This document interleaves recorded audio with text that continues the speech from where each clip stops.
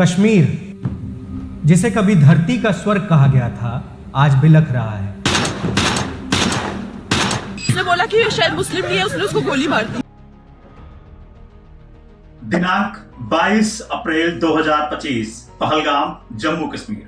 एक जगह जो स्वर्ग से कम नहीं है, जहां हरे भरे मैदान और बर्फीली चोटियां हर साल लाखों पर्यटकों को बुलाती है। लेकिन एक काला दिन बैसरन के खूबसूरत मैदान में स्वर्ग नरक बन गया। 26 मासूम जिंदगियां, 25 भारतीय और एक नेपाली एक आतंकी हमले में छीन ली गई। यह सिर्फ हमला नहीं था, यह था भारत के दिल पे वार। यह थी आम इंसान की उम्मीदों पे चोट। द रेसिस्टेंट फ्रंट ने इस हमले की जिम्मेदारी ली है, जो कि लश्कर-ए-तैयबा का मुखौटा माना जाता है। PRF, the resistance front, after initially claiming that it was responsible for the Pahalgam attack. और भारत ने उंगली उठाई है पाकिस्तान की ओर, जिसने इसे फॉल्स फ्लैग करार दिया है। लेकिन इस राजनीतिक जंग के बीच खो गया है वो इंसान जो इस त्रासदी का असली शिकार है। हम भारतीय, हम कश्मीरी परिवार और वो माँ जिसने अपने बेटे को खो दिया। जैसे ही ये खबर दुनिया तक पहुंची, हर तरफ सन्नाटा छा गया। अमेरिका, रूस, फ्रांस, इजराइल सबने भारत के साथ एकजुटता दिखाई। रूसी राष्ट्रपति पुतिन ने इसे ब्रूटल क्राइम का दर्जा दिया। Various countries, this brutal crime has no justification whatsoever. We expect that its organizers and perpetrators will face deserved punishment. France के मैक्रो ने कहा, हम भारत के साथ खड़े हैं। लेकिन चीन का क्या?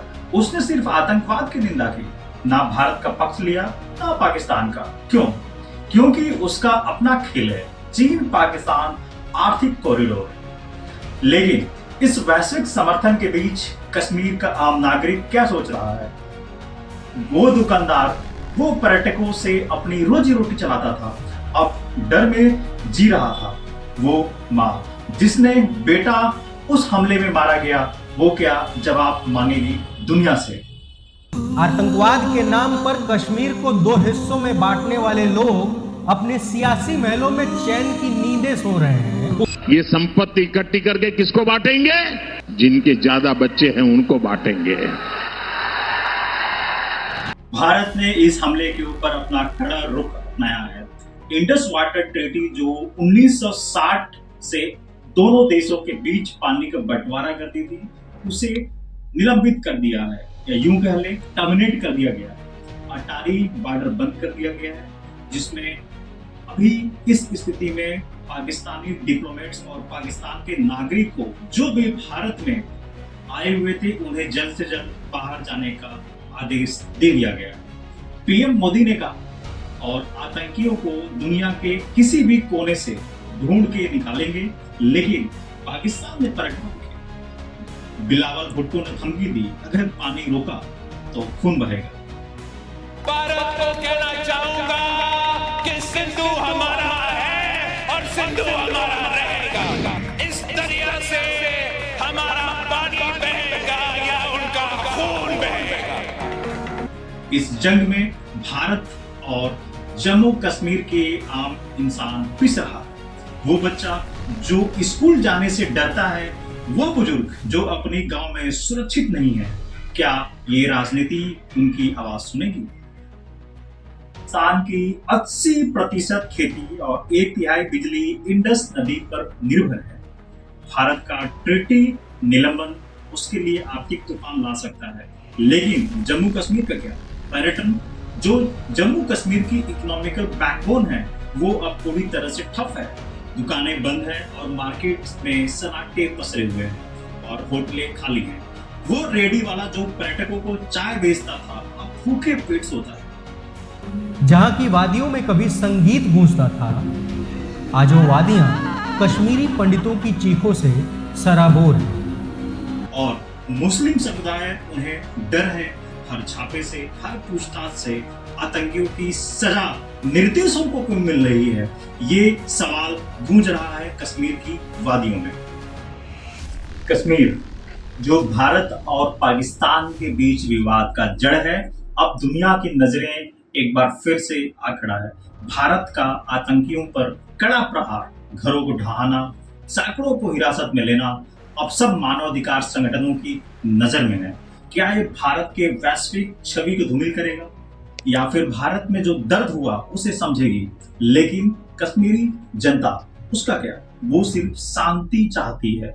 वो मछुआरा जो अपनी नाव में बैठकर सोचता है क्या मेरे बच्चे सुरक्षित रहेंगे, वो जवाब चाहता है जो कोई नहीं दे रहा। इसीलिए हम सरकार चुनते हैं कि वो मुल्क चलाए। आप लोग सरकार, पुलिस फोर्स, इंटेलिजेंस सक्षम है इस तरह की पेस्ट कंट्रोल के लिए, लेकिन आप लोग कर नहीं रहे। मैं चाहता हूं कि अगर मेरा बच्चा घर से बाहर निकले तो बेखौफ घूमे, कहीं भी कभी भी ट्रेन में बस। सरकार तो गई हुई है, मतलब इतना बड़ा आतंकवादी का हमला हुआ, उनके कुछ पता ही नहीं है। इधर पूरी नीचे पूरे आर्मी का बेस है, उन्हें पता ही नहीं है।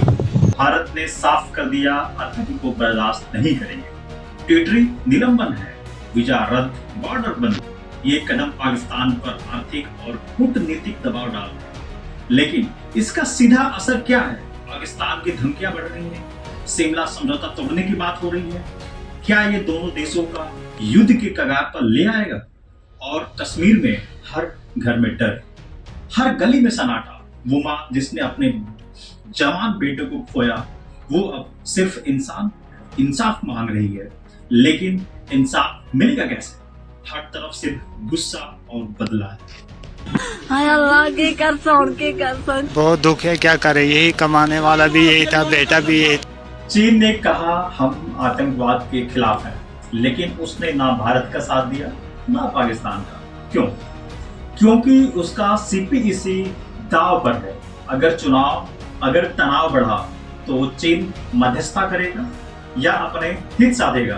दुनिया की नजरें देख रही हैं, लेकिन कश्मीरी जनता को इससे क्या? वो स्कूल जो बंद पड़ा है, वो अस्पताल जहां दवाइयां कम है, वो सिर्फ एक समान जिंदगी चाहती हैं।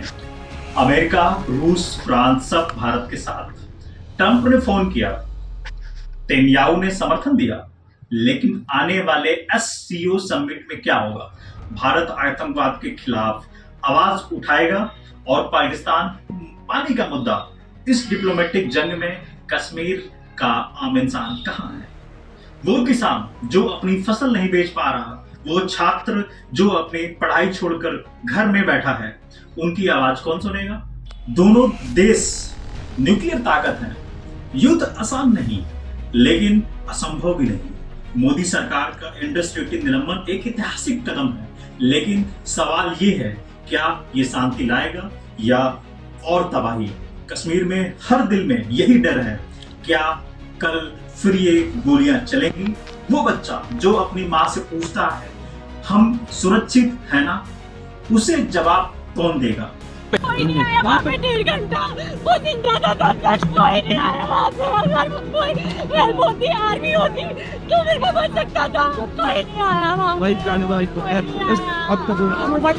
कश्मीरी पंडित जिनके नाम पर राजनीति तो खूब हुई, लेकिन नहीं हुई तो उन विस्थापितों की घर वापसी। आतंकियों की तलाश में घर ढहाए गए, सैकड़ों हिरासत में, लेकिन इसकी कीमत कौन चुका? कश्मीर का मुस्लिम समुदाय। यह छापे में डर, हर छापे में डर, हर सवाल में शक। वो मस्जिद जहां अब नमाज के साथ दुआएं मांगी जाती हैं, बस हमें बचा ले। वो बहन जिसका भाई गलत शक में पकड़ा गया, वो बाप जो अपने बेटों की लाश को देखकर चीखा, उसका पीड़ा कौन सुनेगा? चुनाव नजदीक है, बीजेपी इसे आतंक के खिलाफ जंग का मुद्दा बनाएगी, लेकिन कश्मीर की सड़कों पर जो डर है, क्या वो वोट में बदलेगा? भारत पाक संबंध अब खराब और हो चुके हैं, वीजा बंद, बॉर्डर बंद। सवाल ये है क्या ये दीवारें कभी टूटेंगी? या और कश्मीर का जनता वो सिर्फ शांति चाहती है, वो दुकानदार जो अपनी दुकान सिर्फ खोलना चाहता है, वो माँ जो अपने बच्चों को स्कूल भेजना चाहती हैं, उन्हें उनकी उम्मीदें कब पूरी मिलेंगी?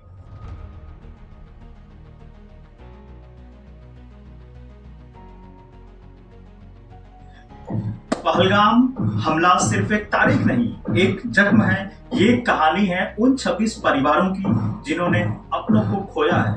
ये कहानी है कश्मीर की, जहां हर सुबह डर के साथ शुरू होती है। ये कहानी है भारत की, जो आतंक से लड़ रहा है लेकिन शांति की तलाश में है। सवाल ये है, क्या हम सिर्फ गुस्से और बदले की आग में जलेंगे या उस इंसान की आवाज सुनेंगे जो एक सुरक्षित कल चाहता है? जवाब आप पर है, जवाब हम पर है।